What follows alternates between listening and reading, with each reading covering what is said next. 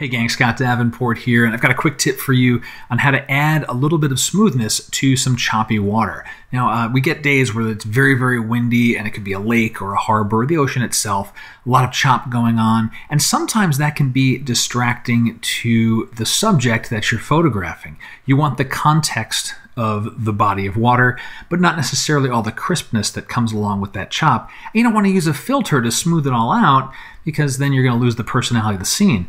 I have a scene just like that here. I've got this lighthouse here, and it was a very windy day, a lot of chop going on in the water, but I've used a filter in Lightroom to cut down on some of the chop. Now you can do this in any tool that has a local contrast adjustment. So clarity in Lightroom or texture in Lightroom. You've got clarity in Luminar. You've got dynamic contrast in On1.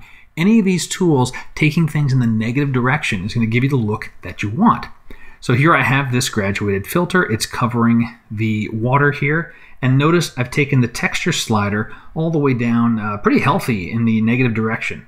Let me reset that. And notice how much choppier the water is. And for me, that's drawing my eye away from this lighthouse. I don't want that much crispness in the water. I want the element of the choppiness. It adds mood to the scene, kind of gives me an idea of what was going on that day. But if I undo that change so the texture goes back in the negative direction, it just starts smoothing that out and taking a little bit of the edge off. And I have, in my opinion, the best of both worlds here. I've got some smoothness in the water, and I'm reducing the crispness there, but I'm not taking away the chop and the feeling of how windy it was. And you got some of the the bits of water splashing up against the headlands and so forth here. So play around with these sliders here, these texture, these clarity sliders.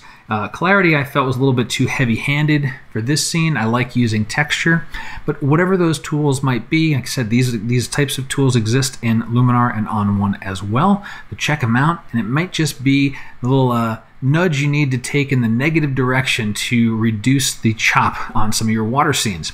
Hope you've enjoyed the video. My name is Scott Davenport. Thanks for watching, and until next time, happy shooting.